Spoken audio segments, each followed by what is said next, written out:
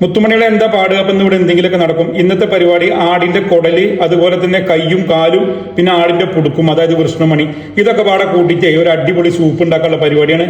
അപ്പൊ ഈ വീഡിയോ അവസാനം വരെ കാണുക, കുടുംബക്കാർക്ക് സ്വന്തക്കാർക്കൊക്കെ അയച്ചു കൊടുക്കുക.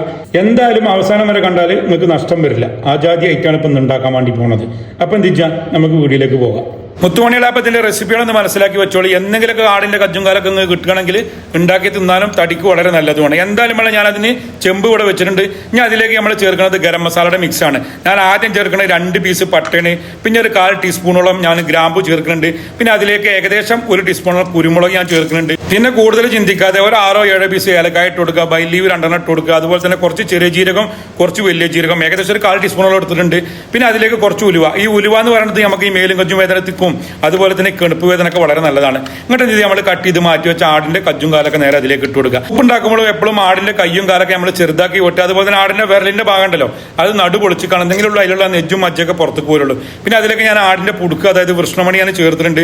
പിന്നെ ആവശ്യമുള്ള ഇഞ്ചി, അതുപോലെ തന്നെ വെളുത്തുള്ളി ഇഞ്ചിയൊക്കെ ഞാൻ വലിയ വലിയ പീസാക്കി ഇട്ടിരിക്കുകയാണ്. പിന്നെ അതിലേക്ക് ഒരു 1/4 ടീസ്പൂൺ മഞ്ഞൾപ്പൊടി, അതുപോലെ തന്നെ 1 ടീസ്പൂൺ മല്ലിപ്പൊടി, 1 ടീസ്പൂൺ മട്ടൻ മസാല, ആവശ്യത്തിന് വെള്ളം വെച്ചിട്ട് നന്നായിട്ട് വെട്ടി തിളപ്പിക്കുക. എന്നിട്ട് എല്ലാം പാടെ നന്നായിട്ടൊന്ന് കൂട്ടി യോജിപ്പിക്കുക. കൂട്ടി യോജിപ്പിച്ചാൽ മസാലയും കാര്യങ്ങളൊക്കെ എല്ലാ ഭാഗത്തും എത്തിയെന്ന് കണ്ടു കഴിഞ്ഞാൽ പിന്നെ നമ്മൾ കൂടുതൽ ചിന്തിക്കാതെ എന്ത് ചെയ്യുക, തിജ് പരമാവധി കമ്മിയാക്കുക. ഈ തീ കമ്മിയാക്കിയിട്ടില്ലെങ്കിൽ എന്താ കുഴപ്പമെന്ന് വെച്ച് കഴിഞ്ഞാൽ പെട്ടെന്ന് വെള്ളം വറ്റും ചെയ്യും, ആ എല്ലിൻ്റെ ഉള്ളിലുള്ള മജ്ജൊന്നും പുറത്തേക്ക് പോരൂല.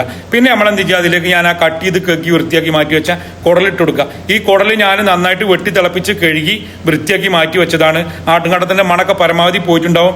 ഇതേമാതിരി വെട്ടി തിളക്കണോടുകൂടെ തിജ് പരമാവധി കമ്മിയാക്കുക. അതിന്റെ മുകളിലേക്ക് ഒരു അലുമിനിയം ഫോയിൽ ഇട്ട് കൊടുക്കുക. എന്നിട്ട് എന്ത് ചെയ്യുക, അതിന്റെ മുകളിൽ ഒരു കനവും കയറ്റി വെക്കുക. തീ പരമാവധി നൈസാക്കി വെച്ചുകൊടുക്കുക. 1 മണിക്കൂർ വെച്ചാൽ നമ്മുടെ ആടിന്റെ കാലും കുടലും നല്ല വെന്ത് കിട്ടും ചെയ്യും. അതിനുള്ളിലുള്ള മജ്ജ, അതായത് നണം, അതൊക്കെ ഫുള്ള് ഇങ്ങനെ പുറത്തേക്ക് പോരും. അതാണ് പ്രത്യേകത. തീ പരമാവധി കമ്മിയാക്കി വെക്കണം. തീ കൂട്ടി വെക്കരുത്. എന്താ വെച്ചാൽ വെള്ളം പെട്ടെന്ന് വറ്റി കഴിഞ്ഞാൽ ഇതിന്റെ ഫലം പോകും. ചെറിയ തീയിൽ വെച്ചിട്ട് നമ്മളിങ്ങനെ തിളപ്പിച്ചെടുക്കണം. കുക്കർ ഉണ്ടെങ്കിൽ വളരെ നല്ലതാണ്. ഈ വീട്ടിൽ കുക്കർ ഇല്ലാത്തതുകൊണ്ട് നമുക്ക് അതെന്തായാലും നടക്കൂല. ഇപ്പൊ ഏകദേശം ഞാൻ ഒരു 3/4 മണിക്കൂറോളം വേവായപ്പോൾ ഒന്ന് തുറന്നു നോക്കാന്ന് വിചാരിച്ചു. ഇന്നെങ്കിലും നമുക്ക് സംഗതി മനസ്സിലാവുള്ളൂ. ഇപ്പൊ കണ്ടോ, ഏകദേശം വെള്ളമൊക്കെ ഇങ്ങനെ വറ്റി വരുന്നുണ്ട്.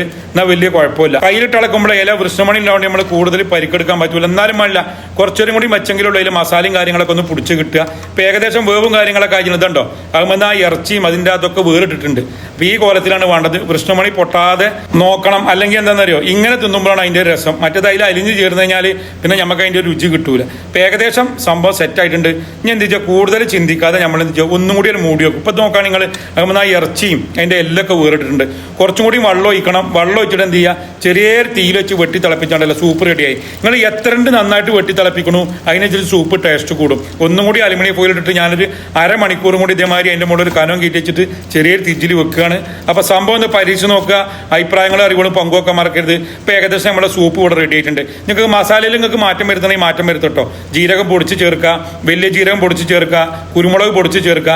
ഞാൻ അങ്ങനെയൊക്കെ ഉണ്ടാക്കലുണ്ടെങ്കിലും ഇന്നൊരു വെറൈറ്റി ആക്കി മാറ്റി. ലാസ്റ്റ് നമ്മൾ എന്ത് ചെയ്യുക, അതിലേക്ക് കുറച്ച് ടീസ്പൂൺ കുരുമുളക് പൊടി ഇട്ട് കൊടുക്കുക, കുറച്ച് മല്ലി ഇട്ട് കൊടുക്കുക. ഈ മല്ലി ഇടുമ്പോൾ നമുക്കതിങ്ങനെ കുടിക്കുമ്പോൾ കടിക്കാൻ കിട്ടും. അതൊരു വേറെ ലെവലാണ്. ഇപ്പൊ ഏകദേശം സൂപ്പ് റെഡി ആയിട്ടുണ്ട്. അതിലേക്ക് ആവശ്യമുള്ള ഉപ്പ് ഇട്ട് കൊടുക്കുക, നന്നായിട്ടൊന്ന് കൂട്ടി യോജിപ്പിക്കുക. കുറച്ച് മല്ലിച്ചപ്പ് ഇട്ട് കൊടുത്താണ്ടല്ലോ സംഭവം സെറ്റായി. സൂപ്പിന് നമുക്ക് പല രീതിയിൽ ഉണ്ടാക്കട്ടോ. ഇനിയിപ്പോൾ ഈ വക സാധനങ്ങളൊന്നും ഇല്ലാതെ വെറുതെ ആടിന്റെ കജ്ജും കാലും വെറുതെ മഞ്ഞപ്പൊട്ടിട്ട് തിളപ്പിച്ചാലും ആ സൂപ്പിന് വേറെ ലെവലാണ്. ചെറിയ ഉള്ളി ഉണ്ടെങ്കിൽ വളരെ നന്നായി. ചെറിയ ഉള്ളി ഉണ്ടായിരുന്നു എന്തായാലും തീർന്നു കൂടും. ഇതേമാതിരി ഇങ്ങോട്ട് എടുക്കുക. ആടിന്റെ പുടുക്ക് പൊട്ടാതെ നല്ല വൃത്തിയിൽ കിട്ടിയിട്ടുണ്ട്. ഉപ്പാകുമ്പോൾ ഇതേമാതിരി ഉണ്ടാക്കിയാണ്ടല്ലോ നല്ല രസമായി. കാരണം എന്താ വെച്ചാൽ മസാല കൂടുതൽ ഉണ്ടാവില്ല.